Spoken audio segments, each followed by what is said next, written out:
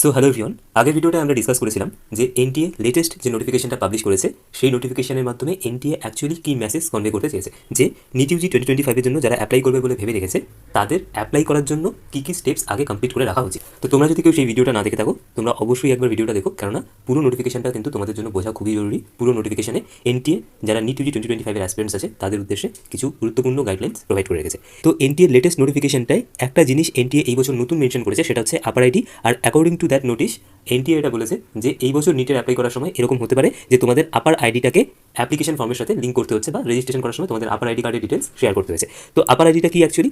আপার ID হচ্ছে একটা digital ID card যেটা তোমাদের ডিজিলকারের মাধ্যমে অ্যাক্সেস করতে হবে, এবং এখানে তোমাদের সমস্ত একাডেমিক রেকর্ডসগুলো ডিজিটালি স্টোর করা থাকবে। ওকে, তোমরা এতদিন অবধি যতগুলো ডিগ্রি অর্জন করেছো এবং এরপর যতগুলো ডিগ্রি তোমরা পার্সিউ করবে, এরপর যতগুলো ডিগ্রি তোমরা অর্জন করবে, সব কিছু ডিজিটালি এই আপার আইডি কার্ডের মধ্যে রেকর্ডেড থাকবে। কেমন?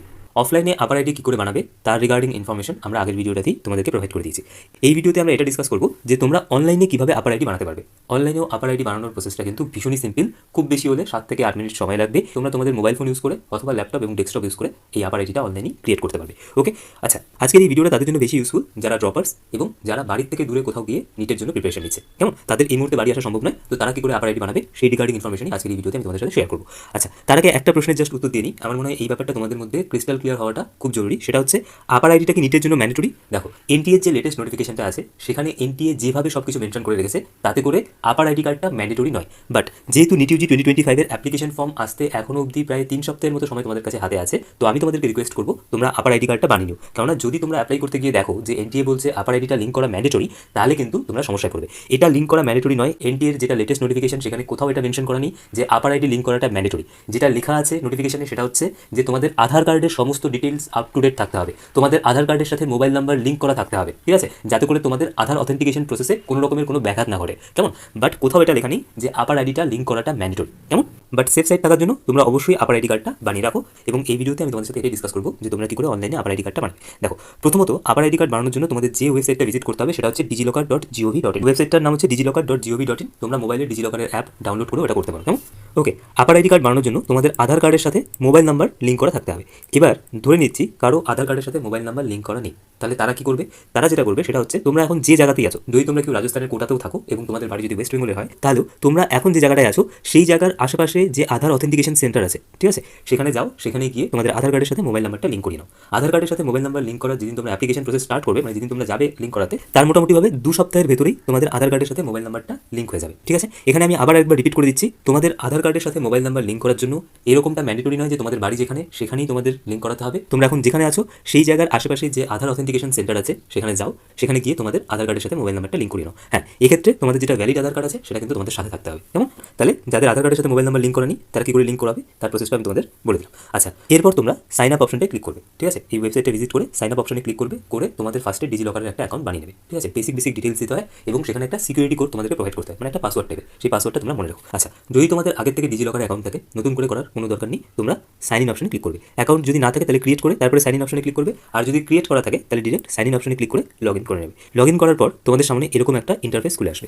এখানে তোমরা তোমাদের এখানে নাম দেখতে পারবে, এখানে তোমাদের যেটা আধার কার্ডের ছবি আছে সেটাকে দেখতে পারবে, এবং এই জায়গাটায় তোমরা সার্চ ডকুমেন্টের যে অপশনটা আছে সেই অপশনটায় ক্লিক করবে। ক্লিক করার পরেই তোমাদের কাছে একটা এরকম ইন্টারফেস খুলে আসবে, যেখানে উপরে দেখবে একটা সার্চ বার দেখাচ্ছে, সেখানে তোমরা আপার লিখে সার্চ করবে, APAAR।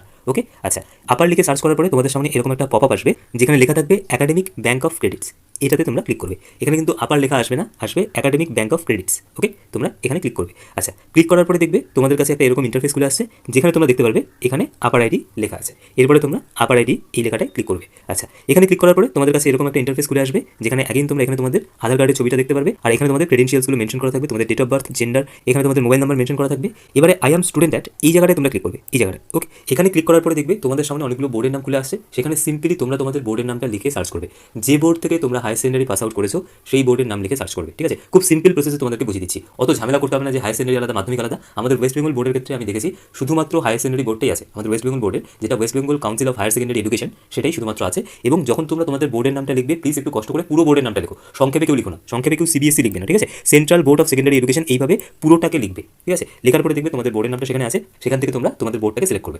যদি কেউ ওয়েস্ট বেঙ্গল বোর্ড থেকে হায়ার সেকেন্ডারি পাস আউট করে থাকো তাহলে তোমরা West Bengal council of higher secondary education select করবে। কেমন? আচ্ছা, করার পরে এখানে আইডেন্টিটি টাইপে ক্লিক করবে। আইডেন্টিটি টাইপে ক্লিক করার পরে তোমাদের কাছে অনেকগুলো অপশন অপশনস আসবে, তার মধ্যে একটা থাকবে হচ্ছে admission number, roll number, registration number, এরকমভাবে পরপর অপশনসগুলো তোমরা দেখতে পাবে। আচ্ছা, আইডেন্টিটি টাইপে ক্লিক করার পরে তোমরা যে ডিটেলসে তোমাদের কাছে অ্যাভেলেবল আছে সেটাকে সিলেক্ট করবে। তোমাদের কাছে যদি এখন higher secondary roll number available থাকে, রোল নাম্বার সিলেক্ট করবে। রেজিস্ট্রেশন নাম্বার অ্যাভেলেবল থাকলে রেজিস্ট্রেশন নাম্বার সিলেক্ট করবে। করার পরে এখানে তোমরা সেই রোল নাম্বার বা রেজিস্ট্রেশন নাম্বার যেটা তোমরা এখানে সিলেক্ট করেছো সেই অনুযায়ী এখানে ইনপুট করবে। করার পর অ্যাডমিশন ইয়ারটা এখানে সিলেক্ট করবে, যে কোন ইয়ারে তোমরা অ্যাডমিশন নিয়েছিলে সেটা তোমরা সিলেক্ট করবে। দেখো, যদি তোমরা বুঝতে না পারো যে তোমাদের অ্যাডমিশন ইয়ার কোনটা হবে, তাহলে তোমাদের হায়ার সেকেন্ডারির যেটা অ্যাডমিট কার্ড আছে সেখানে দেখো, সেখানে এই ইনফরমেশনটা দেওয়া আছে যে তোমাদের অ্যাডমিশন ইয়ার কোনটা।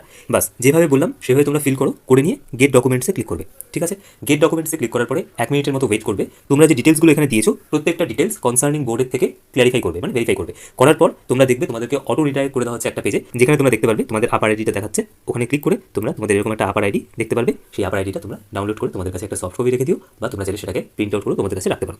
কেমন বলতে পারলাম পুরো প্রসেসটা? আচ্ছা, যদি কোনো কারণে অটো রিডাইরেক্ট না করে তাহলে তোমরা কি করবে, তোমরা একদম মেইন পেজে আসবে। ঠিক আছে, আসার পরে এখানে যে ইস্যু ডকুমেন্টস অপশনটা আছে এখানটায় ক্লিক করবে। ইস্যু ডকুমেন্টসে ক্লিক করলে তোমরা দেখতে পারবে যে তোমাদের আপার আইডিটা জেনারেট হয়েছে। শুধু একটা জিনিস মাথায় রাখবে, এখানে যে ইনফরমেশনগুলো তোমরা দেবে প্রত্যেকটা ইনফরমেশন কিন্তু অ্যাপ্রোপ্রিয়েট ইনফরমেশন ইনপুট করতে হবে। যদি কোনো অ্যাপ্রোপ্রিয়েট ইনফরমেশন না দাও তাহলে কিন্তু তোমাদের আপার আইডিটা জেনারেট হবে না। বলতে পারলাম পুরো প্রসেসটা কতটা সিম্পল, তোমরা নিজেরাও বুঝতে পারলে প্রসেসটা। এটা নিয়ে এত চিন্তা করার কোনো কারণ নেই, খুবই easy process. And I hope এরপর তোমরা নিজেরাই বাড়িতে বসে পুরো প্রসেসটা কমপ্লিট করতে পারবে। ওকে, তো আজকের এই ভিডিও সম্পর্কে তোমাদের যার যা মন্তব্য তোমরা কমেন্টের মাধ্যমে জানিও। যদি এর বাইরেও তোমাদের কোনো প্রশ্ন থাকে সেটাও তোমরা কমেন্টের মাধ্যমে আমাদের জিজ্ঞেস করতে পারো। যদি তোমাদের পুরো ডিসকাশনটা ভালো লাগে প্লিজ ভিডিওটিকে লাইক করো, চ্যানেলটিকে সাবস্ক্রাইব করো এবং এই ভিডিওটি তোমাদের বন্ধুদের সাথে অবশ্যই শেয়ার করো। কেমন?